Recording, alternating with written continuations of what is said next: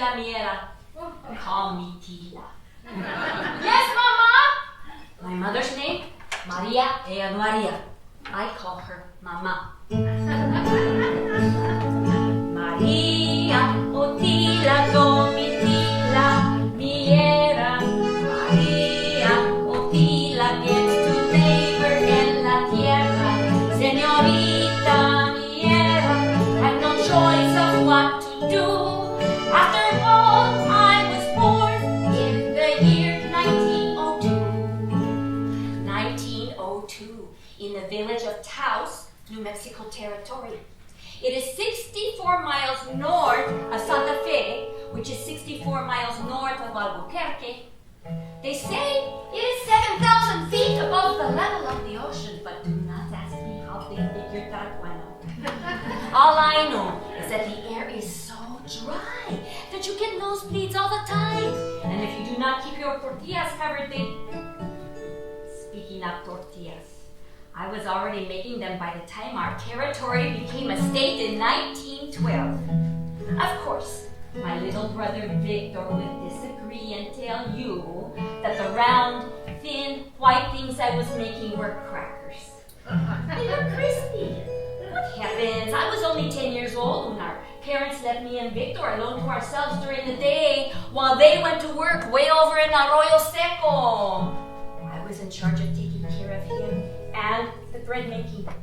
Late in the afternoon, when my parents and older brothers came home from working in the fields, Lino and Moises were hungrier and leaner than ever. They would grab my tortillas that I had been slaving over for hours, break them, then eat them, and that they were choking and beg for water.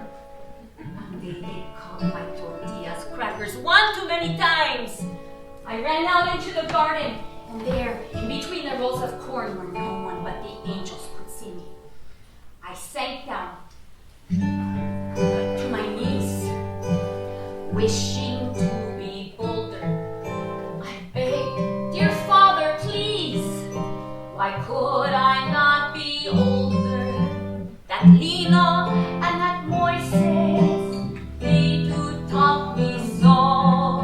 Their teasing and their voices are haunting me.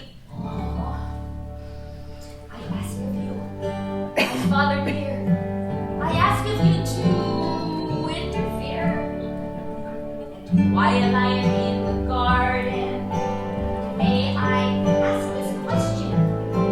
Why do tortillas harden? I trust that you know best then. Mama must have told me the correct way to make them, but I fear that she will scold me and tell the boys to break them. Dear Padre, please listen, please, as I'm down here on my knees. I will drown here on my knees. I'm a clown here on my knees. Tears have never done me much good. Mama pities no one. So I pulled myself together and went back inside the house. I felt the same.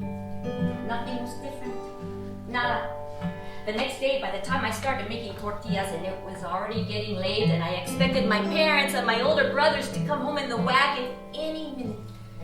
Victor, my tag-along, will tell you that the reason we got home so late from school, la escuela, was because we went home the long way through ranchitos to see and ride my best friend Inés de Palomino. She's selling her white Arabian, and I need a white horse. Anyway, I had to hurry, so I took great care to measure the ingredients without making a mistake.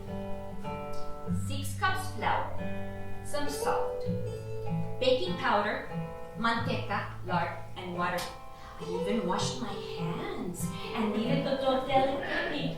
Victor, the stove is not hot enough! More wood!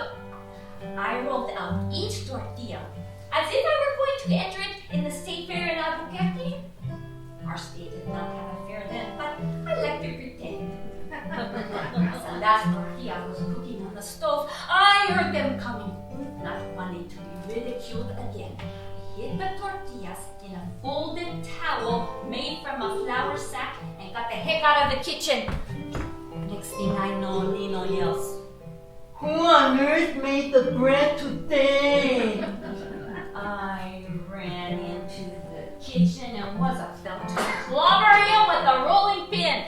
This is the last time I ever make tortillas for this family. You think it is so easy? Why don't you try making them and having people gag on them and laughing in your face?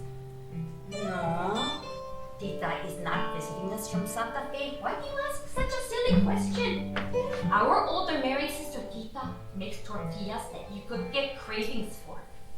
What I failed to notice during my ranting and raving was that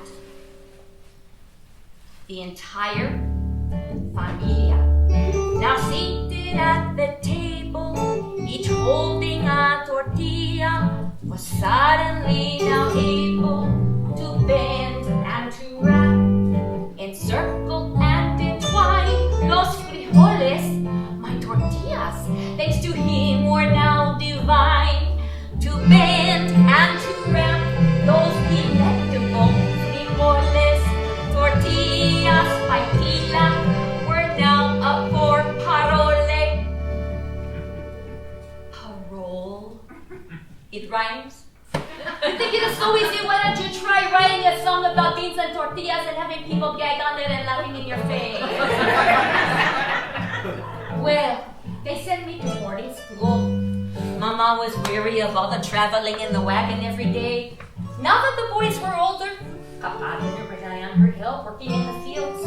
She could stay home now and take over the household duties that had taken me much too long to master. We didn't get along. My best friend Lila's parents talked her into letting me go. I went